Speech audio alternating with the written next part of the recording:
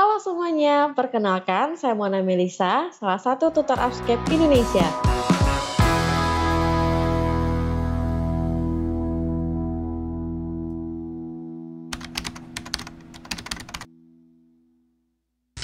Terima kasih sudah klik video ini. Jika teman-teman menonton video ini, selamat teman-teman sudah bergabung dalam program 40 Hari Pasti PNS bersama Asenesia by Upscape Indonesia. Terhitung tanggal 1 November 2024, program 40 Hari Pasti PNS Upscape akan menemani teman-teman dalam seleksi CPNS 2024 khususnya dalam menghadapi SKB atau seleksi kompetensi bidang. Mulai dari free access dan premium, kami sediakan untuk teman-teman semua. Video pembahasan soal, tryout SKB, hingga kelas bimbel premium. Jadi nggak usah tunggu lama lagi, kita langsung ke video. Oke, kita lanjut soal neonatus bayi dan balita. Soal pertama, seorang bayi perempuan berusia 12 bulan dibawa ibunya ke posyandu. Riwayat bayi lahir spontan tanpa penyulit. Berat badannya 3000 gram. Bidan melakukan penimbangan dan didapatkan berat badan bayi saat ini 8 kg. Berapakah berat badan minimal yang harus dicapai oleh bayi tersebut? Oke teman-teman, kita lihat di sini ada datanya yaitu berat lahir 3000 gram. Dan saat ini bayi itu berusia 1 tahun atau 12 bulan. Nah, di sini sebenarnya ada rumusnya teman-teman, di mana berat bayi 1 tahun itu adalah 3 kali berat dari berat lahirnya. Nah, di sini tinggal kita kalikan aja.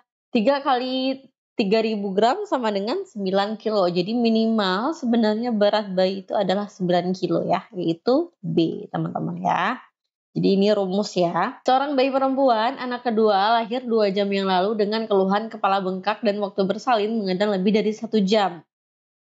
Hasil pemeriksaan menunjukkan terdapat kepala benjolan lunak berbatas tidak tegas. Apa yang menyebabkan masalah pada bayi tersebut? Oke, di sini data fokusnya apa teman-teman? Yang pertama yaitu adanya benjolan lunak ya, benjolan lunak dan berbatas tidak tegas alias melewati sutura. Di sini bisa terjadi karena memang si bayi ini melahirkan pervaginam dan lama ya, mengedahnya sampai 1 jam gitu. Nah, di sini istilah dari benjolan di kepala yang tidak berbatas tegas ini biasanya isinya cairan apa teman-teman? Betul, itu B. Kaput succedaneum ya teman-teman, yang mana ini merupakan benjolan yang terdapat karena memang isinya cairan. Jadi dia tidak berbatas tegas dan dia juga lunak gitu teman-teman. Jadi bukan sepal hematom, kelainan bawaan, trauma ataupun tekanan jalan lahir pada kepala ya. Kita lanjut, seorang bayi perempuan baru saja dilahirkan spontan di RS dengan suhu bayi 36,5 dan tubuh terlihat kebiruan. Dari hasil pengamatan, ternyata kain bedong yang dipakaikan ke bayi masih basah dengan cairan ketuban. Apakah mekanisme kehilangan panas yang terjadi pada kasus tersebut? Oke, di sini berarti teman-teman harus tahu nih konsep dari mekanisme kehilangan panas. Ada konduksi, konveksi, evaporasi, dan radiasi. Pertama kalau kita berbicara tentang konduksi itu adalah perpindahan panas karena benda padat ya. Berarti tubuh bayi langsung bersentuhan dengan benda padat yang dingin, itu namanya konduksi. Lalu konveksi ya, di mana si tubuh bayi ini langsung terpapar dengan udara yang dingin ya. Artinya misalnya nih dia di bawah AC langsung, dia di dekat kipas angin langsung, atau dia di sekitar jendela langsung gitu. Nah, selanjutnya kita mengenal namanya radiasi. Nah, radiasi ini artinya si bayi ini tubuhnya dekat benda padat yang dingin. Kalau si konduksi tadi itu dia langsung menempel, kalau si radiasi ini enggak, teman-teman. Jadi dia di sekitar aja nih. Misalnya ada benda yang dingin, terus di sekitarnya itu ada bayi. Nah, itu bisa terjadi mekanisme kehilangan panas secara radiasi.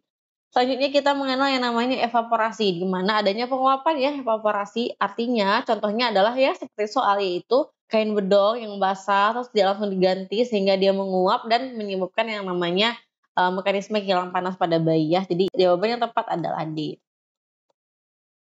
Secara evaporasi. Kita lanjut, seorang bayi laki-laki berumur 5 hari lahir spontan di BPM dengan berat badan lahir 2500.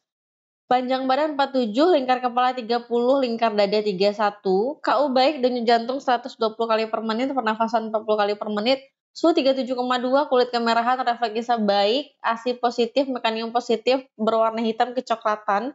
BB saat ini 2200, riwayat bayi lahir prematur. Apakah asuhan yang paling tepat pada kasus tersebut?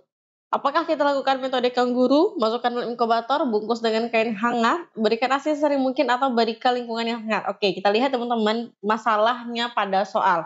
Si bayi usianya 5 hari ya, kalau kita lihat hasil pemeriksaan ya, kayak lingkar kepala, lingkar dada, denyut jantung, pernafasan, suhu semuanya aman teman-teman. Refleksnya bagus, kulitnya kemerahan, ASI-nya juga udah keluar. Jadi artinya di sini semuanya aman, hanya saja mungkin beratnya 2.200 di usia 5 hari. Biasanya memang di minggu awal-awal itu bayi akan turun, biasanya itu 10% dari berat lahir gitu ya. Jadi penurunan pada bayi di usia awal-awal itu masih normal, masih fisiologis teman-teman. Jadi di sini beratnya 2.200. BW ini memang lahir prematur ya, berarti maksudnya di sini lahirnya tidak cukup bulan, mungkin 36 ya. Namun kalau kita lihat kayaknya beratnya normal ya teman-teman ya, karena di awal minggu aja 10% penurunan itu di 2.200 gitu. Dan semua pemeriksaannya bagus ya. Artinya di sini kita bisa simpulkan bahwa keadaannya normal ya teman-teman, sehingga apa yang kita lakukan untuk penanganannya, jadi kita berikan ASI sesering mungkin, karena kita nggak perlu lakukan metode kanguru ini, nggak perlu masukkan inkubator, nggak perlu bungkus kain hangat, nggak berikan lingkungan yang hangat juga tidak. Jadi jawaban yang tepat adalah D. Oke, kita lanjut. Bayi F lahir pada pukul 7 WITA dengan jenis kelamin laki-laki, berat badan 3000, PB 52, Apgar 1, Apgar di 1 menit pertama 9, Apgar di 5 menit kemudian 10, 1 jam kemudian bidan F memberikan suntikan Vitka dan salep mata pada bayi gitu. Apa tujuan pemberian salep mata? Nah, berarti tujuan pemberian salep mata sudah jelas ya teman-teman, yaitu untuk mencegah terjadinya infeksi pada mata ya. Jadi jawaban yang tepat adalah A ya. Ini bukan perdarahan pada mata, bukan untuk iritasi pada mata, hepatitis juga bukan untuk pendarahan intrakarnial. Jadi jawaban yang tepat adalah A.